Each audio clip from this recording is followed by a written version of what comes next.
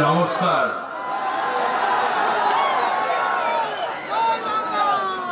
এখানকার মানুষজন যারা আছেন, আমার চেয়ে যারা বড় আমার প্রণাম নেবেন, আমার চেয়ে যারা ছোট আমার অন্তরের ভালোবাসা নেবেন।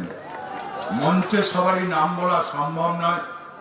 আছেন যুব কংগ্রেসের, তৃণমূল যুব কংগ্রেসের প্রেসিডেন্ট, আছে ছাত্র প্রেসিডেন্ট, আছে মহিলা প্রেসিডেন্ট, আছে এখানকার ব্লকের ব্লক সভাপতি বা এখানকার যিনি ক্যান্ডিডেট মধুদা বলে আমি বলছি। মধুদা আমাদের বাড়ির ছেলে, আমাদের ঘরের ছেলে। মধুদাকে কিন্তু ভোট দিতে ভুলবেন না। আর যদি তৃণমূল কংগ্রেসকে ভোট না দেন বাংলাটা কিন্তু শেষ হয়ে যাবে। আজকে জানেন না মামাটি মানুষের মুখ্যমন্ত্রী মমতা ব্যানার্জি, ওনার সম্বন্ধে অনেক কিছু বলা হচ্ছে। কেউ বলছে বেগম, অনেক কুটো কথা বলা হচ্ছে। লজ্জা লাগে না তোমাদের? তোমাদের লজ্জা নয়? ব্রাহ্মণ ঘরের মেয়ে, খুব গরিব ব্রাহ্মণ, সে বাংলাটা চেয়েছিল আমি বাংলার মুখ্যমন্ত্রী হয়ে আমি বাংলাকে সাজাবো। বাড়ি তার বীরভূম, বাপের বাড়িও বীরভূম, মায়ের বাড়িও বীরভূম। খুব কষ্ট করে মানুষ হয়েছে, খেটে খাওয়া মানুষ, দিন মজুর, মধ্যবর্তী ফ্যামিলির কষ্টটা মমতা ব্যানার্জি জানে। তাই বন্ধু আপনাদের কাছে আমি বলতে এসছি, কালকে বিজেপির একটা মিটিং দেখছিলাম রাস্তায় যেতে যেতে, বলছে বাগদি হাড়ি ডোম বাউরি আর নিচু ক্লাসের মিডিল ক্লাস এরা আমাদেরকে নিয়ে ভোট দেবে। তা প্রশ্ন করছি একজনা, ওরা বোকা, ওরা কিছু বোঝে না, আমরা যা বলবো ওরা তা বুঝবে। মূর্খের স্বর্গে বাস করছে এটা বাংলা। বাংলা কিন্তু খুব ভালো বোঝে। বাংলা থেকে স্বাধীনতা হয়েছিল, সেই বিপ্লবীদের নামগুলো বোধহয় এরা ভুলে গেছে। এরা জানে না, এরা ভাবছে আমরা যা বলবো, আমরা যা মিথ্যা কথা বলবো বাংলার মানুষ কিন্তু মেনে নেবে, কিন্তু বাংলার মানুষ মানবে না। মামাটি মানুষের মুখ্যমন্ত্রীর একের পর এক আন্দোলন আমাদের মনে আছে। আমাদের মনে আছে রাইটার্স বিল্ডিং থেকে মমতা ব্যানার্জিকে চুলের মুঠি ধরে রাত্রি 1টায় বার করেছিল, আন্দোলন থেকে সরে যায় না। মমতা ব্যানার্জিকে হাজরাতে তার মেরে কোমর থেকে মাথা পর্যন্ত কত সেলাই হয়েছে কেউ জানে না, তবু আন্দোলন থেকে সরে যায় না। আমাদের মনে আছে কিনা আমি জানি না, ধর্মতলায় 26 দিন অনশন করেছিল। কেন বলুন তো? বাংলার মানুষের জন্য, বাংলার খেটে খাওয়া মানুষের জন্য, বাংলার দিন মজুরের জন্য, বাংলাতে কৃষকের জন্য, বাংলাতে মজদুরের জন্য, বাংলায় ছেলে বেকারদের জন্য, সবারই স্বার্থে মমতা ব্যানার্জি আন্দোলন করেছিল।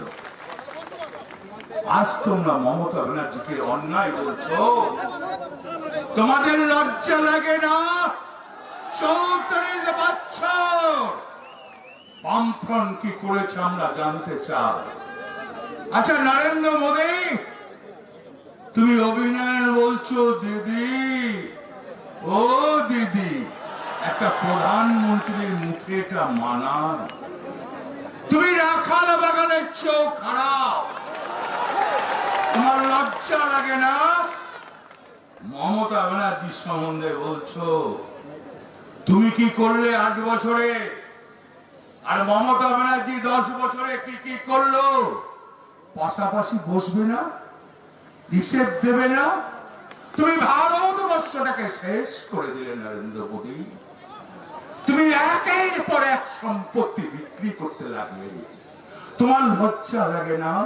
আর বাংলা, বাংলাকে মমতা ব্যানার্জি সাজিয়ে দিল। কেন জানো?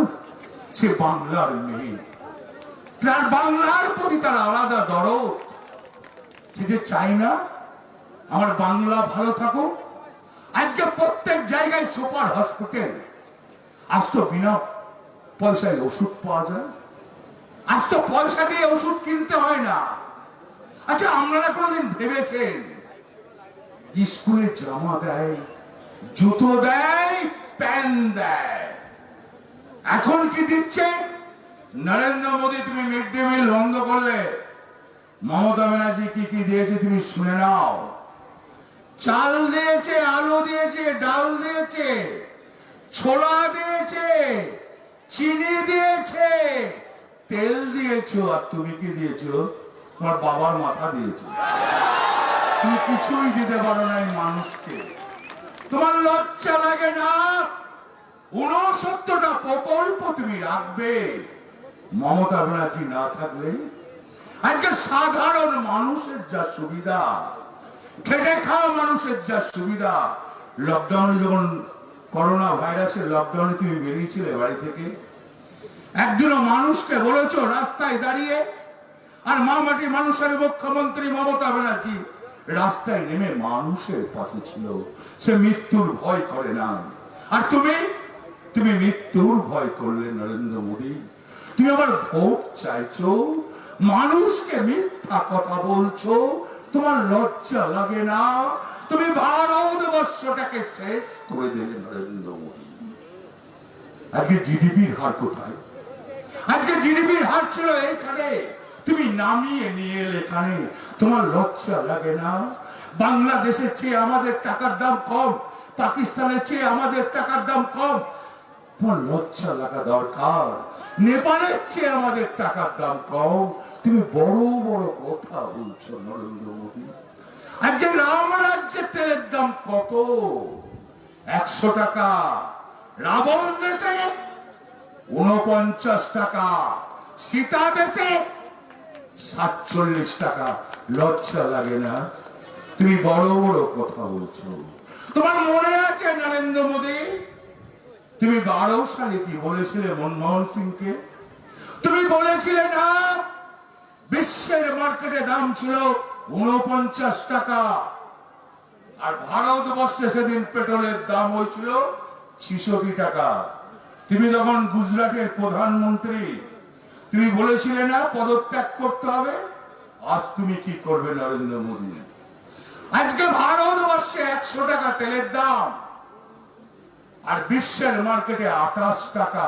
তুমি পদত্যাগ করবে না? তুমি বলবে না আমি করবো না, আমি খুব লোভী, এই চেয়ারটা আমি খুব কষ্ট করে পেয়েছি, অনেক মিথ্যা কথা বলে পেয়েছি, আমি পদত্যাগ করব না। মনে আছে 14 সালে তোমার প্রতিশ্রুতি? তোমার 14 সালের প্রতিশ্রুতি মনে আছে নরেন্দ্র মোদী? তুমি কি কি বলেছিলে 14 সালে? তুমি কি কি ভারতবাসীর জন্য করবে? তুমি ভারতে কি কি দেবো বলেছিলে? ভারতকে মানুষকে কি বলবো বলেছিলে? বলেছিলে মানুষের পাশে থাকবো, হিন্দু মুসলমানের রাইট লাগাবো না, আমি 2 কোটি করে বছরে চাকরি দেবো। তোমার মনে আছে 15 লক্ষ করে টাকা দেবো, কৃষক বন্ধুদের আমি পাশে থাকবো। একটাও কথা রাখলে না। তুমি বেঈমান প্রধানমন্ত্রী। তোমার লজ্জা লাগে না? আজকে মামাটি মানুষ 11 সালে যা বলেছিল তা করে দিয়েছে, 16তে যা বলেছিল করে দিয়েছে। আচ্ছা মা বোনেরা বলুন তো, আচ্ছা মা বোনেরা বলুন, মমতা ব্যানার্জি কি কাজ করে নাই? একজন দাঁড়িয়ে বলুন যে মমতা ব্যানার্জি করে নাই। আমি ক্ষমা চেয়ে নেব, আমি দল ছেড়ে দেব, কথা দিচ্ছি। বলতে পারবেন না। আজকে মমতা ব্যানার্জি আজকে এই বাংলার জন্য বলল আমার বাংলার কোন মানুষ না খেয়ে থাকবে না, তার জন্য ফ্রিতে চাল করে দিল। কি বললো যে কন্যাশ্রী করতে হবে, তার জন্য কন্যাশ্রী করলো। বললো সবুজ সাথী করতে হবে, সবুজ সাথী করলো।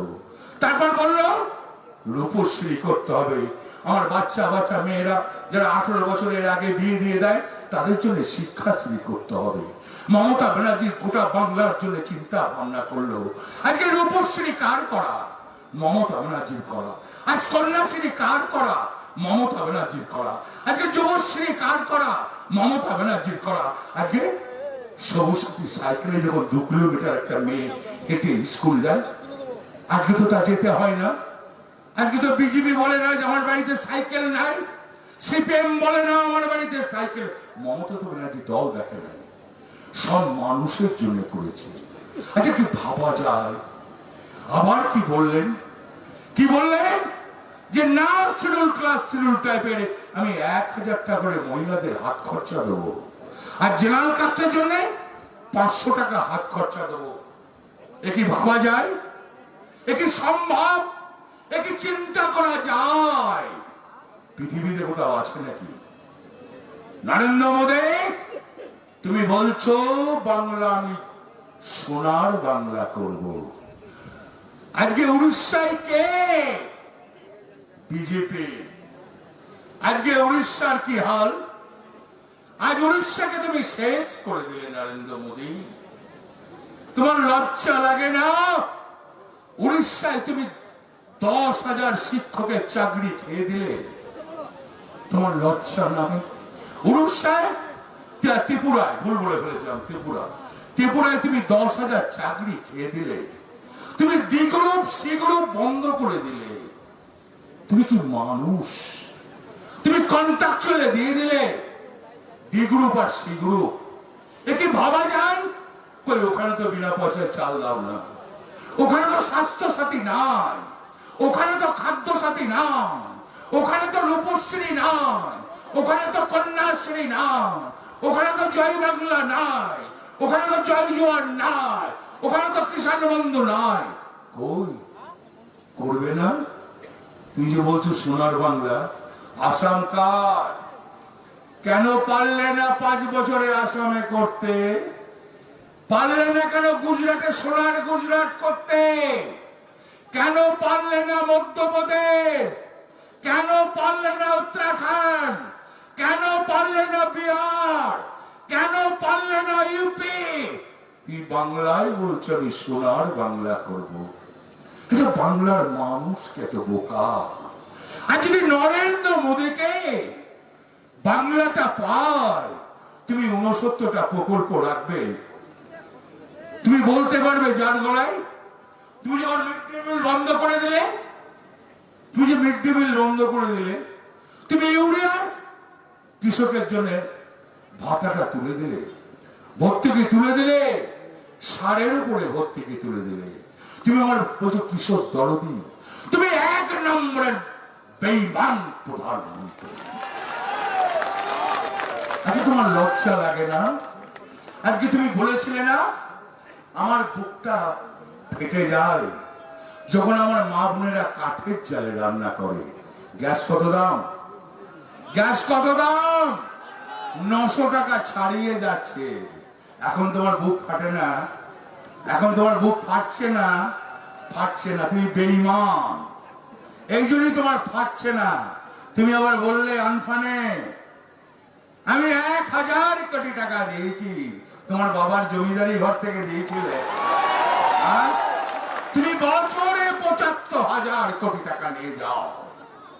নরেন্দ্র মোদী, তুমি বছরে 75,000 কোটি টাকা নিয়ে যাও। সেইখান থেকে টাকা দিয়েছি, আমনার টাকা, আমনার টাকা, জনগণের টাকা। তোমার লজ্জা লাগে না? তোমার কাছে 82,000 কোটি টাকা আমরা পাই। আমরা তো ভিক্ষা চাইছি না, তুমি আমাদের পাওনা টাকাটা দিয়ে দাও। তাহলে মমতা ব্যানার্জি আরো উন্নয়ন করতে পারে। মমতা ব্যানার্জি গরিবের মমতা ব্যানার্জি, মমতা ব্যানার্জি কৃষকের মমতা ব্যানার্জি, মমতা ব্যানার্জি বেকার ছেলে মেয়েদের মমতা ব্যানার্জি। তোমার লজ্জা লাগে না? তুমি বাংলার জন্য কি করলে? কোথায় চাকরি? বাংলার জন্য তুমি কি দিয়েছ অনুদান? তুমি আজকে শেষ করে দিলে। তুমি করো না, একদিনও বেরোলে না। তুমি কি বললে আসামে দাঁড়িয়ে?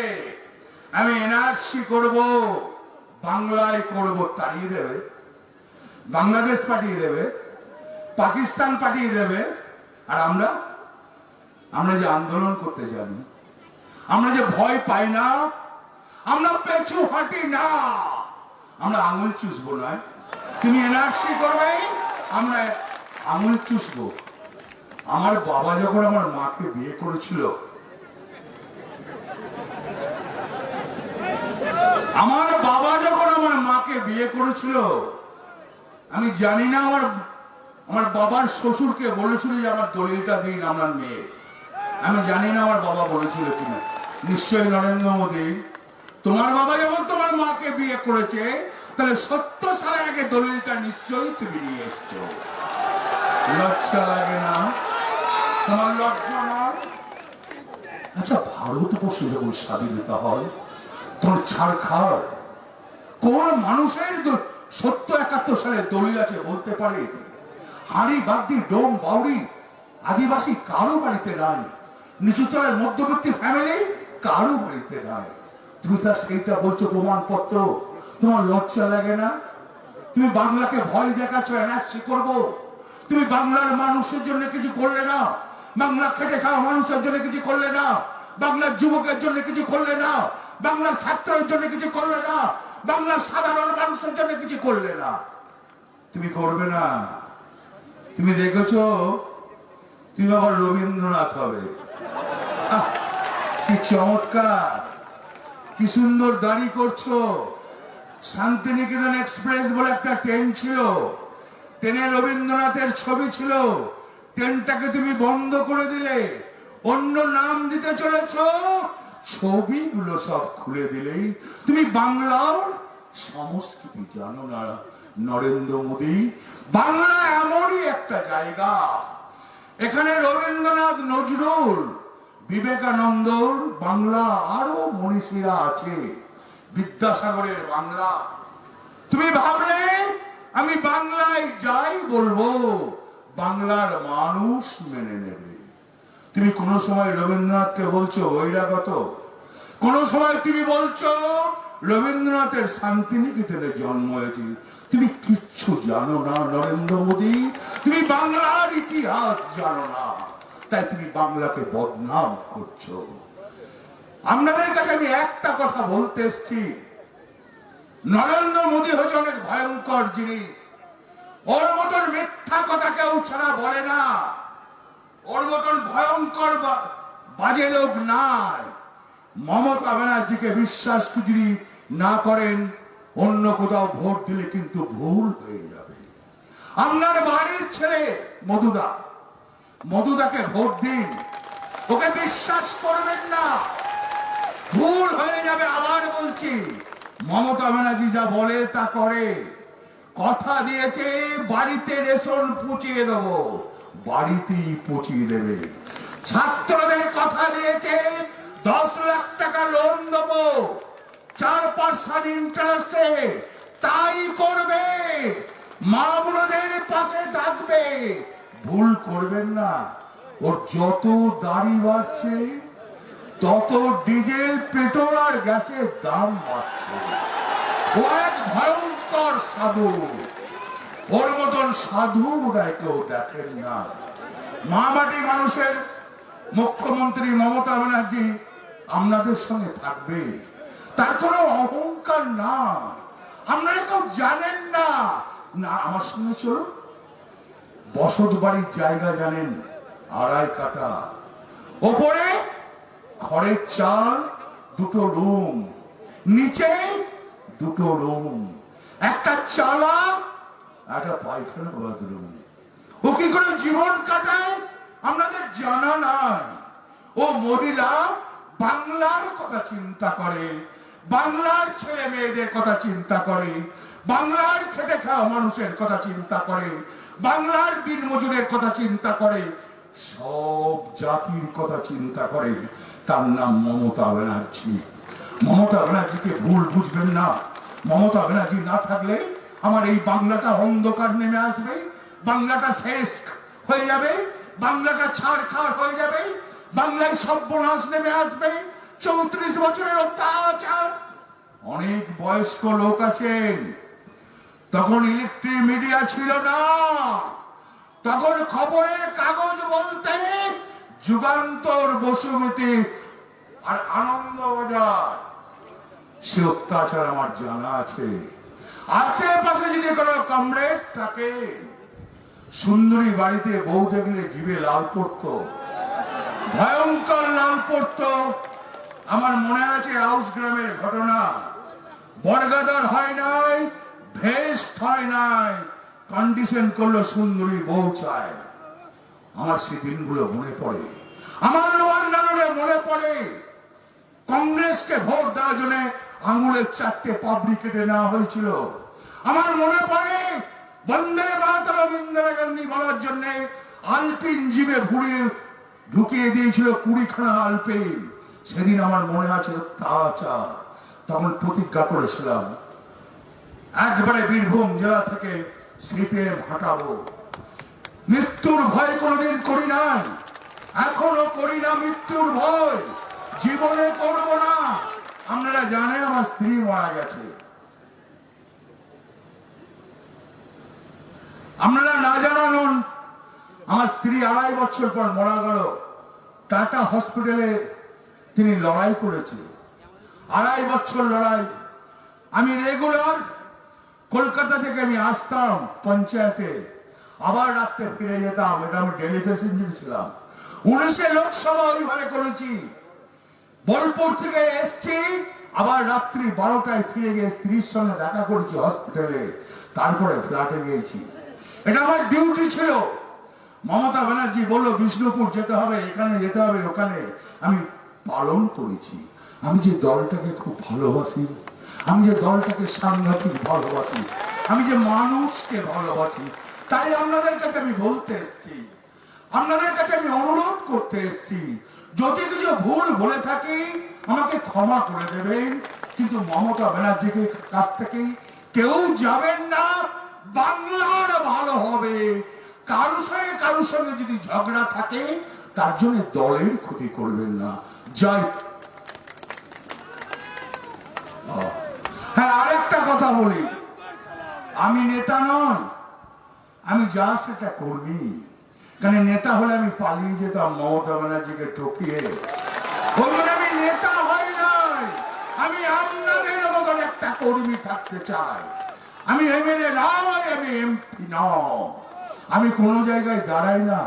হ্যাঁ, আমাকে রাজ্যসভায় মমতা ব্যানার্জি দিয়েছিল, বলেছিলাম দল ছেড়ে দেবো, আর একবার বললে দল ছেড়ে দেবো।